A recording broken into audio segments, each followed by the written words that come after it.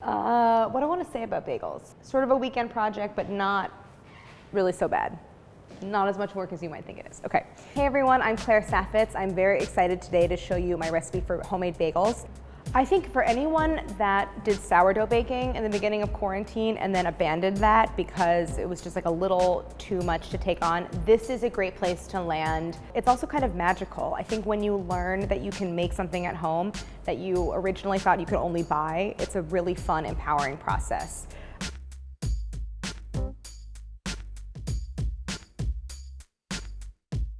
So the ingredients are not hard to find. There is one specialty ingredient that you'll need, and it is called barley malt syrup. You can find it at well-stocked grocery stores or health food stores.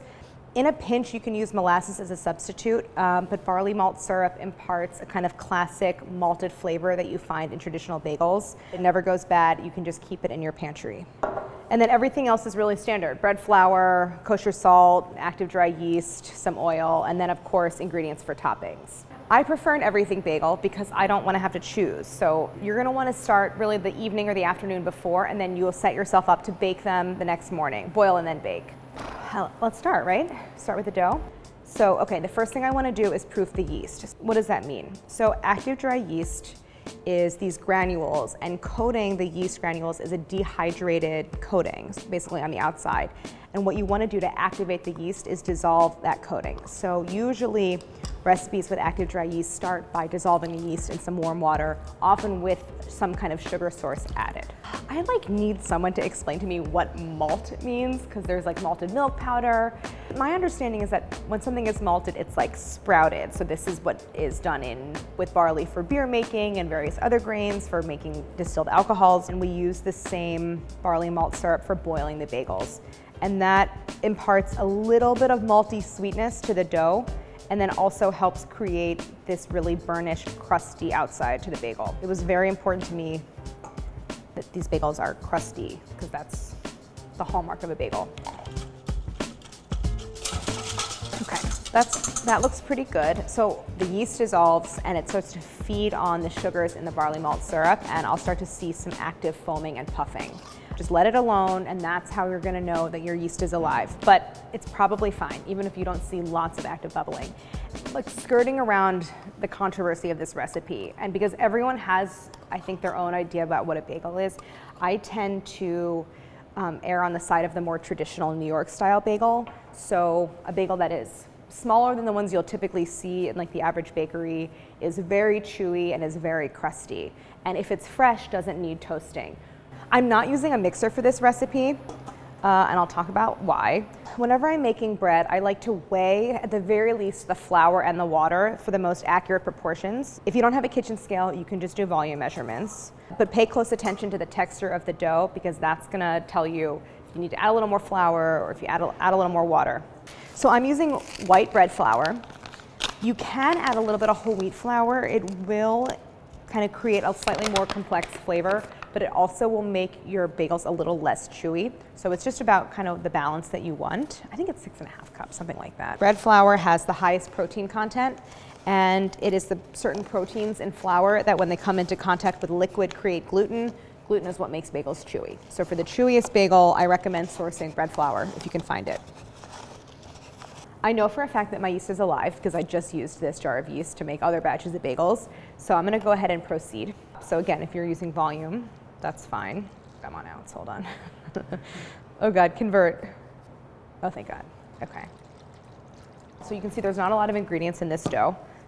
It's a little cleaner if you add the wet to the dry.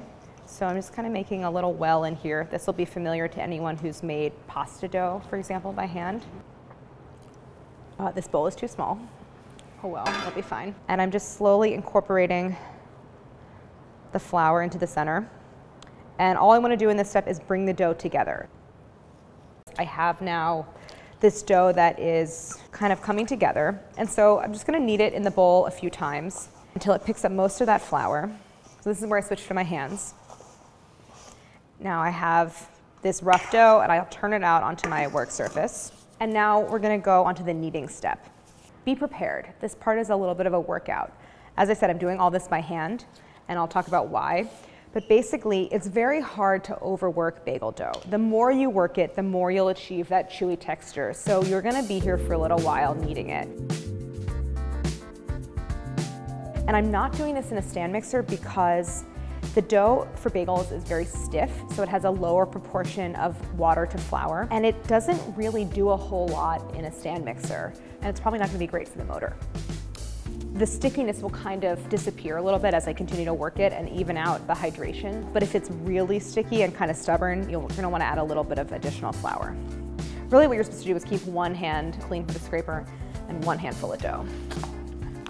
Sort of didn't do that. It's a lot harder to add moisture to dough than it is to add flour. So you wanna hold back on the flour until you absolutely need it. Knead it, N-E-E-D. This part is like, if you have other people in the household who like need to occupy a little bit of their time, just put them in front of the dough and have them do some of the kneading, because this step, you might be here for a good 15-20 minutes. I think it's really fun to knead dough. My stance for kneading is I have one foot in front of the other, so I have this kind of ability to rock. And basically what I'm trying to do is work the dough, and I'm kind of moving like my whole body forward, and what I'm really doing is I'm taking a part of the dough, folding it on top of itself, and then pressing away from my body. And then I give the dough sort of a 90-degree turn, and then just keep repeating that motion.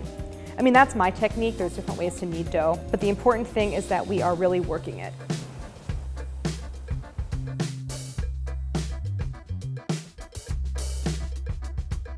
And this is a texture that I would describe as tacky, but not sticky. And I'll tell you, so if you like poke your finger into it, the dough will cling to my finger but will release cleanly rather than actually stick to it, and I'll end up pulling some of the dough off with my finger. It's an indication that the dough will stick to itself. And that's important when we go to roll out the bagels, and I'll show you why. It's just kind of good to get your whole body into it. Set a timer, like zone out.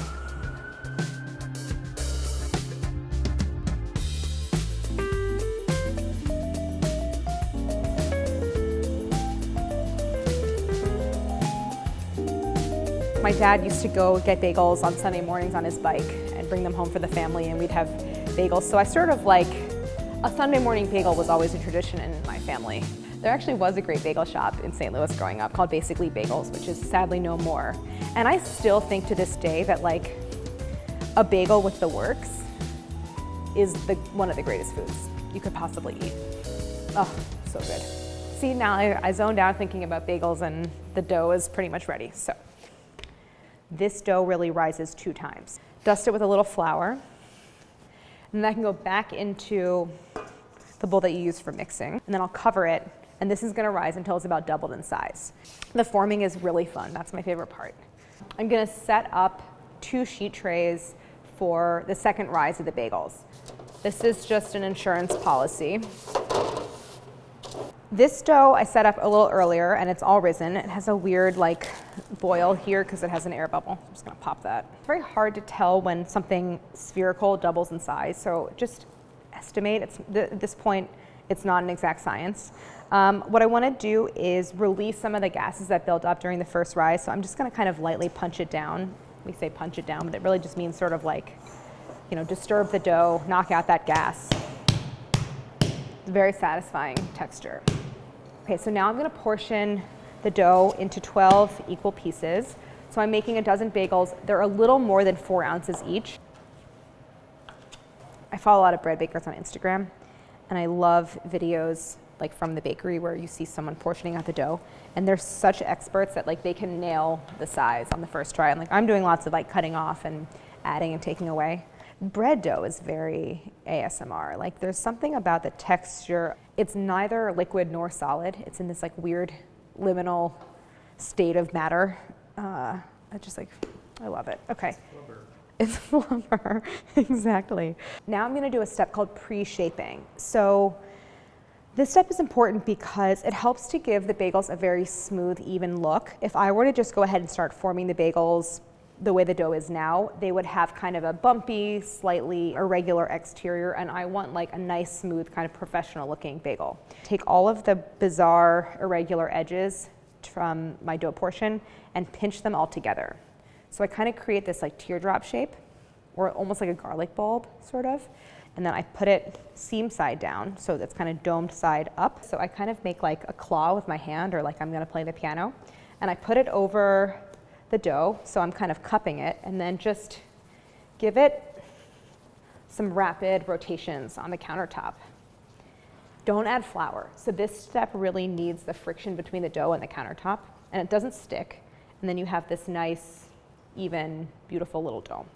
And actually, if you get good at it, you can do 2 at once. So you're really dragging the dough across the surface as you rotate it.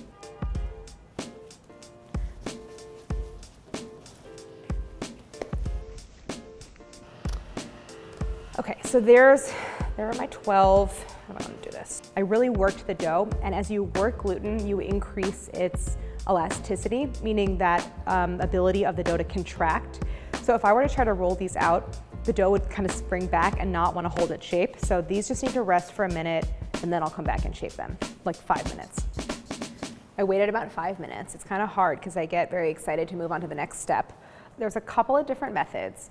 I go the more traditional route, which I'll show you, but I'll also show you the other way in case you, I don't know, it's like a little easier, I guess.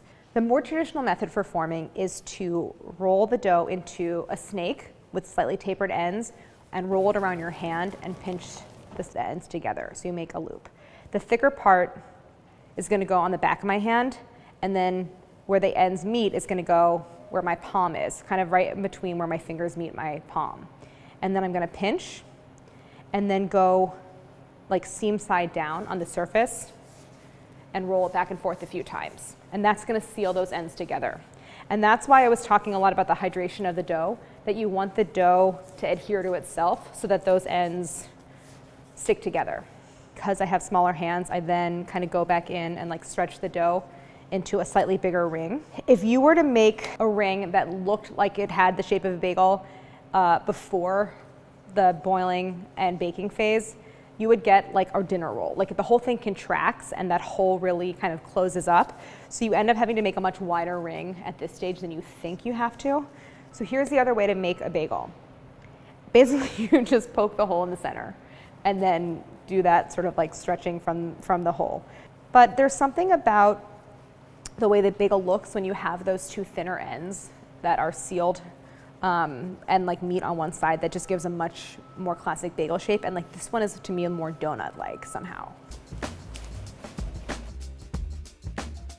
I lived in Montreal and I would like watch the like master bakers forming bagels in the famous Montreal bagel shops, and they're so good at it and fast. I'm not an expert at it. It's gonna be very controversial. Even though I grew up in St. Louis, I grew up with a New York style bagel, and that's my preferred bagel. Although there is a lot to love about the Montreal style bagel, mostly what I love about it is every time you go to a Montreal bagel shop, they're warm and fresh out of the oven. That's all I'm gonna say about that. Not even gonna get into cinnamon raisin bagels. And like I don't know what that is. I also remember when I was like, I don't know, probably a teenager, I was like sleeping over at a friend's house and we had bagels for breakfast in the morning, and she put butter and cream cheese on her bagel. And I was like, had never done that before, and then I tried it and I was like, that is delicious. Why choose? Eat the bagel the way you want to eat it. But just don't add raisins.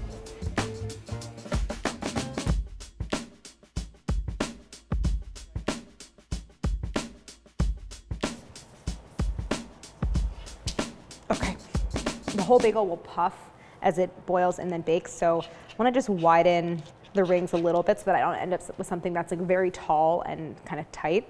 So only after resting will they be able to extend and not shrink back. The idea is we're setting this up, letting these rest overnight in the refrigerator where they will sort of go through their second very slow rise. So I put the plastic on it rather loosely. I don't want to like seal them so that the dough itself can't really expand. And then just to create a closed environment, I go over top with a damp towel. So just like that.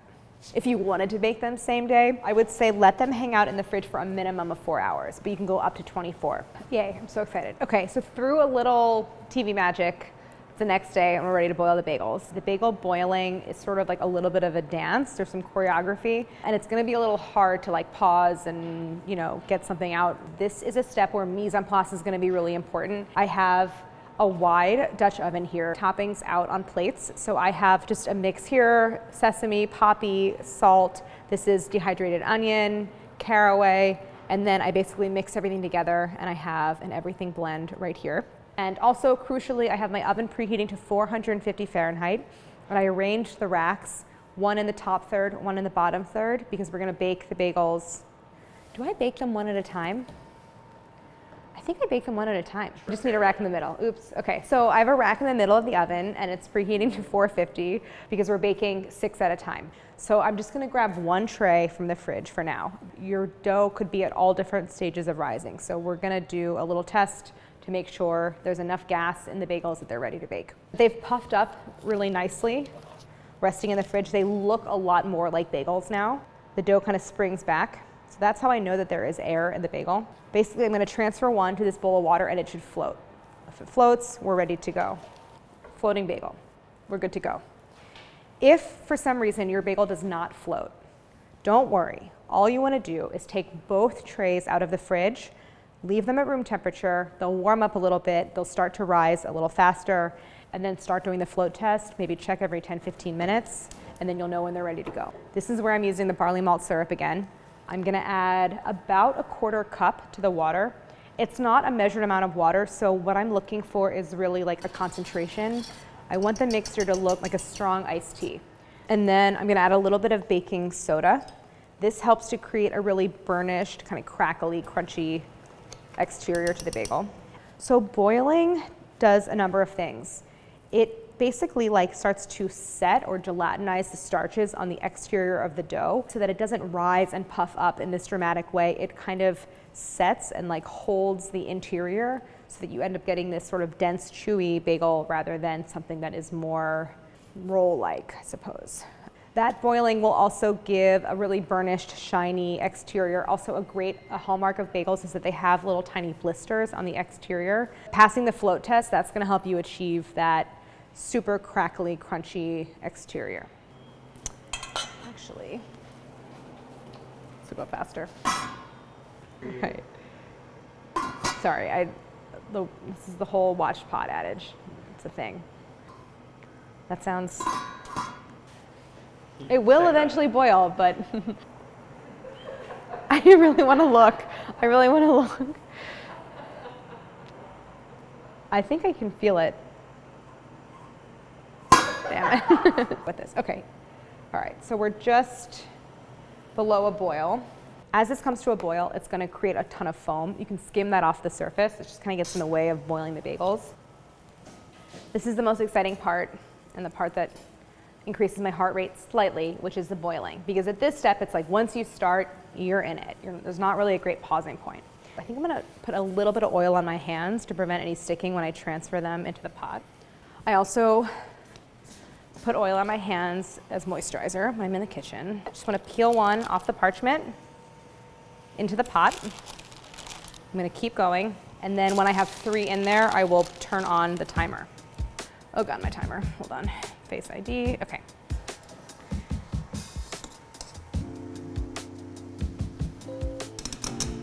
I'm going to transfer them. There's like a rounded side. Ooh.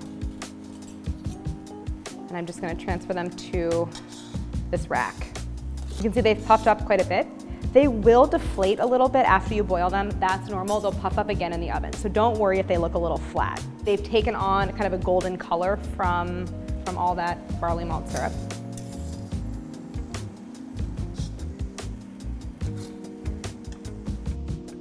They're still a little bit wet from that boiling, which is good because that's how the topping is going to adhere to the bagel. You just kind of go for like a quick dip on both sides. I'm not applying any pressure to the bagels. This part is so fun. So now these go into the oven and they're gonna bake, they're gonna puff up, and they're gonna get really dark, golden brown, and be super delicious.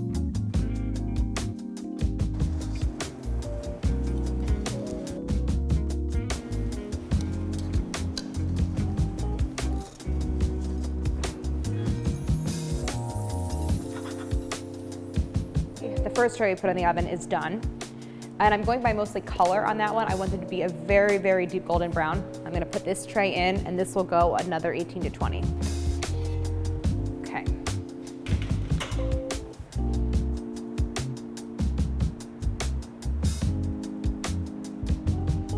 we're really ready for our bagel extravaganza. I'm so excited to open a bagel, dress it up, and then eat it.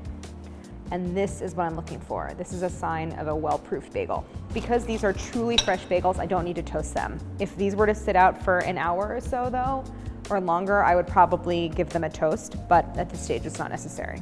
It's gonna be really chewy. I can just feel it, like it has a bounce to it. This is gonna be a delicious chewy bagel. Topping that broke off.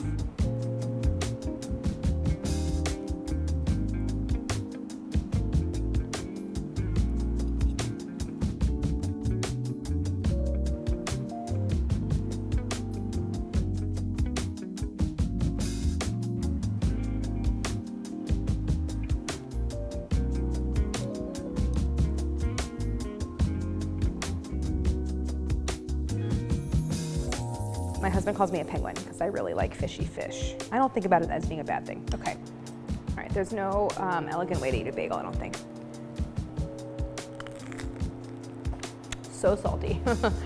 Put a lot of salt in that everything mix, but so good. A bagel should be salty. This is really the only way I'll eat an untoasted bagel. Super fresh. You have those tiny like micro crackles from that blistered exterior. I would be hard pressed to come up with a more perfect dish than a bagel and cream cheese with lox. It's perfect. I think I'm more into the whitefish. It's so good. My God, it's salty. Sorry, do I have everything on my mouth? I feel like I have it all over. No? All right, well, I'm basically gonna sit here and eat the rest of this bagel, and then I'm gonna go take a nap because there's a lot of food. It's not the lightest meal, but it is certainly delicious. And I think that this bagel recipe is such a fun project, mixing the dough by hand, forming them, boiling them, and then you get to create this huge bagel spread with all different varieties of bagels and really customize it to whatever you want to eat on your bagel. So I think you'll be surprised to learn that the version of bagels you make at home is as good, if not even better, than the ones you get from your local grocery store or bakery. It's just really fun to learn, like, I can make this thing at home, and it turns out really great. Again, just don't put raisins in them.